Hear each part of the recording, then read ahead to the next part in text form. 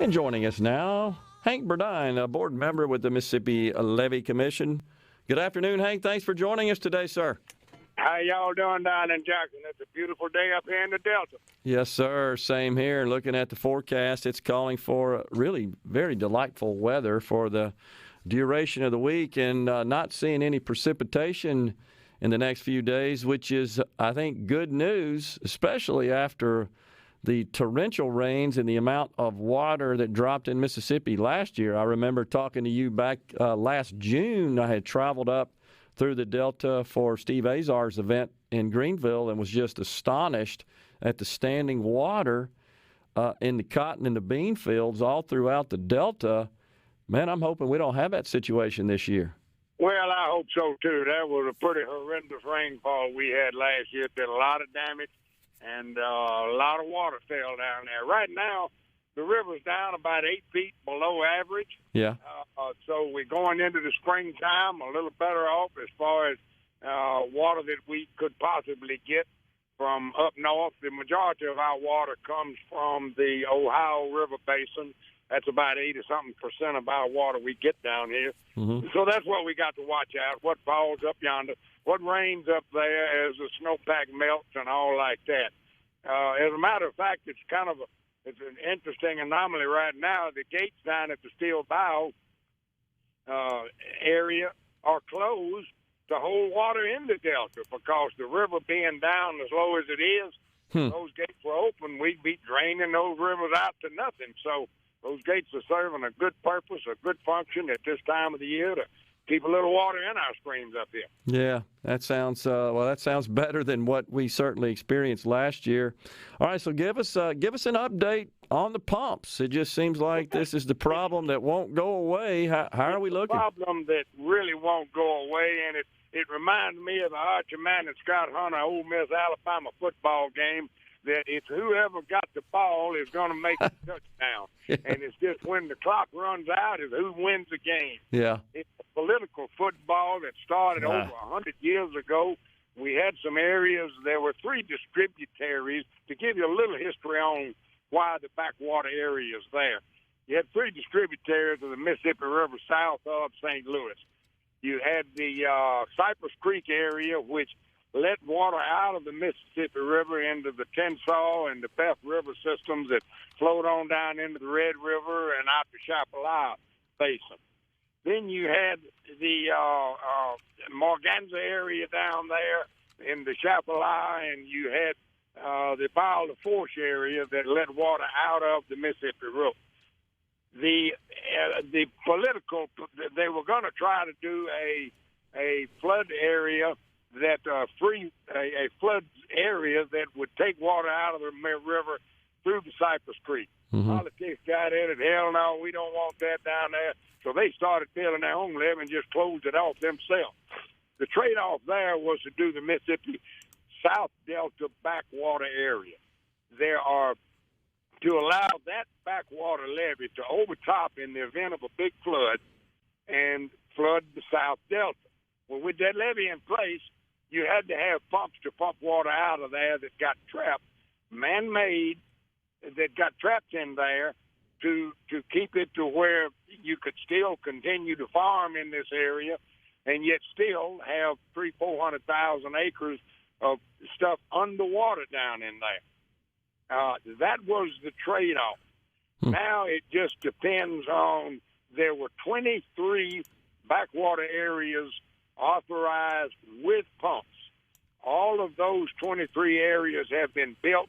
22 pumps are in place. The only pump not in place is the Yazoo Backwater Pump, and that's the football right now that's being tossed back and forth between the political parties. The thing that we're looking at right now, we had this last program, the last EPA under the Trump administration, looked at the situation.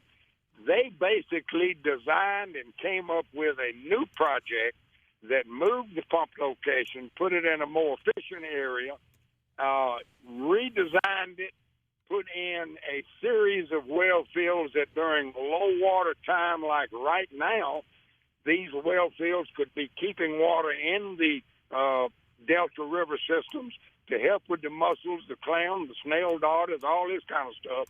So they came up with a great program that all the aspects of it were positive for the environment, yet it allowed the proper flood control to be there that we needed. Well, that's always been the issue in the holdback, is it not, Hank, from those that are opposed to the pumps and just the reconfiguration there in the Delta? It's always been the concern of what that will do to the environment. In your professional opinion, sir, do you feel like that we could strike a balance and get this done, but also protect the environment? The program that the prior administration came up with, that last project, was that balance. It did everything that was needed to be done to protect the environment, to allow the communities to continue to function, to allow that farmland to continue to be farmed, and still had 300,000 or 400,000 acres underwater at the elevation of 87. Now, what I think has happened, and if you look at the existing administration, Joe Biden ran on a platform of very strong support for environmental issues. He basically stacked the deck on the authorities and the administrative positions that will decide these things. If you look at the three most important positions on the EPA and that type of thing right now, you have Jamie Pinkham. He is the Assistant Secretary of the Army for Civil Works. He basically leads the U.S. Army Corps of Engineers with regard to all these projects and everything. Pinkham came down here and looked at this project. We feel that he understood what was going on with it. However, he previously held a position on the board of American Rivers, which has long been opposed to this project.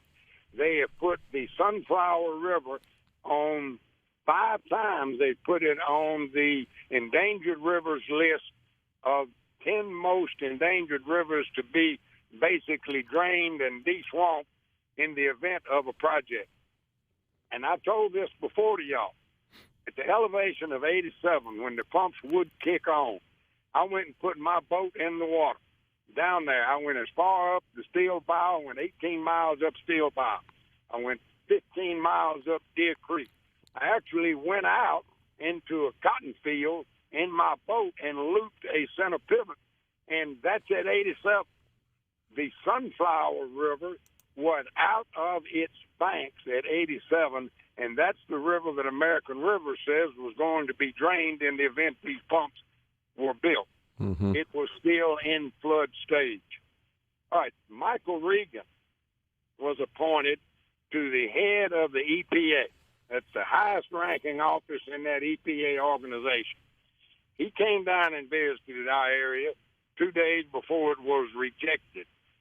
He used to be with the Southeast Regional Director of the Environmental Defense Fund, which has long been opposed to this project.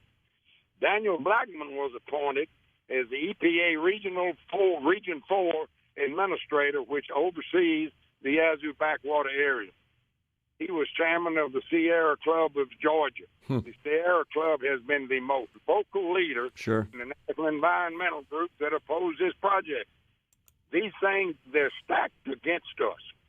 So, and look, if you want to follow a money trail, how much money do you think these environmental concerns have given the Biden administration over the years in an effort to get all this stuff stopped or not built? We just got now is a tough time with the present administration. I hate to say that. The Environmental Protection Agency is not supposed to be a political action committee. That's a good point. It's supposed to look after the environment. Yeah. Well, we got to get something done, and we always appreciate you coming on, Hank. You know more about that area than certainly anybody else in the world. and it's always insightful. Appreciate it. We'll talk to you soon, sir. Let's do it some more. Thank you, man. Yes, sir. Thank you. We'll be back with Middays. Stay with us.